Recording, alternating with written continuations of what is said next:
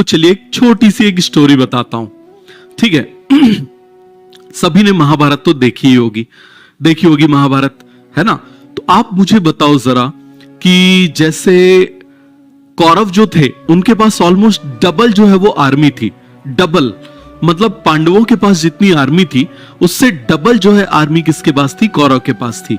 उसके बाद आप मुझे बताओ जो कौरव थे उनमें ज्यादा शक्तिशाली लोग भी थे, भीष्म पितामह, उनको कोई नहीं हरा सकता था।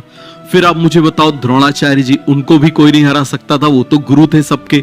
फिर कर्ण को भी कोई नहीं हरा सकता था, ठीक है। इसी तरीके से अश्वत्थामा, दुर्योधन। तो आप मुझे बताओ इतना सब होने के बाद में भी आखिर ये क्यों हार गए, क्या रीजन था जो ये हार गए। और नारायणी सेना, भगवान कृष्ण की पूरी सेना, फिर भी उसके बाद वो जो है वो हार गए, क्या रीजन था।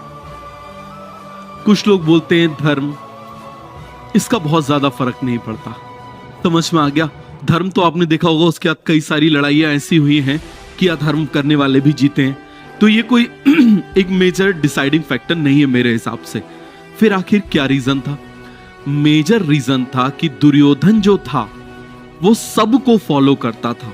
कभी कुछ भीष्म पितामह से पूछ लिया, कभी द्रोणाचार्य से पूछ लिया, कभी शकुनी मामा से पूछ लिया, कभी कर्ण से पूछ लिया, कभी जो है अश्वत्थामा से पूछ लिया, और किसी भी एक को फॉलो नहीं करता था।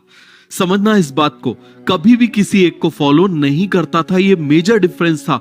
और दूसरी तरफ आप पांडवों को देखो, केवल एक ही पर्सन को फॉलो किया करते थे और वो थे भगवान कृष्ण।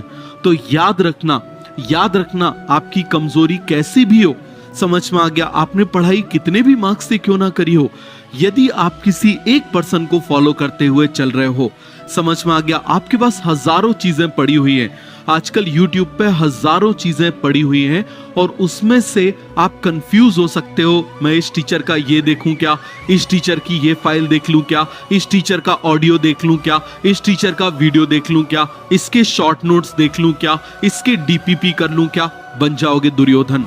समझ में आ गया। किसी भी एक को फॉलो करो, हर बढ़िया है, हर कोई बढ़िया है। याद रखना, किसी एक को फॉलो करो, जिसको एक बार फॉलो करो उसके बाद बाकी दूसरी तरफ देखो भी मत। समझ में आ गया, देखो भी मत वहां क्या चल रहा है, बिल्कुल क्या चल रहा है उस पर ध्यान भी मत दो। समझ में आ गया, बिल्कुल फैक्ट की बात बता रहा हूं। जितने टॉप 100 में इस साल स्टूडेंट्स आ रहे हैं, सारे 2 साल मुझसे पढ़े हुए हैं।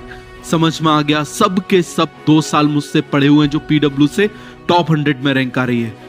उन्होंने एक ही स्टेटमेंट सीधे बोला कि हमने फॉलो किया 100%। तो इसीलिए आप इस बात को आप समझो कि आपको किसी एक चीज को पकड़ लेना है, वो जो दे बढ़िया, उसी को मल्टीपल टाइम्स करना है। याद रखना, एक कहावत होती है, हमेशा दूर के ढोल सुहावने होते हैं। हमको हमेशा ऐसा लगता है कि वो पर्सन, वो पर्टिकुलर इंस्टीट्यूट, उसकी DPP, वहां का जो नोट्स है वो ज्यादा बेटर है। हमको हमेशा लगता है कोई ना कोई कमी हमको मिली जाती है, क्योंकि हमारे अंदर कॉन्फिडेंस नहीं होता।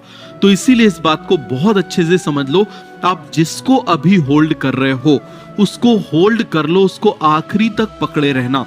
समझ में आ गया, उसको आखिरी तक पकड़े रहना, आपको सिलेक्ट होने से कोई रोक नहीं सकता। ये बात आप बहुत अच्छे से समझ लो।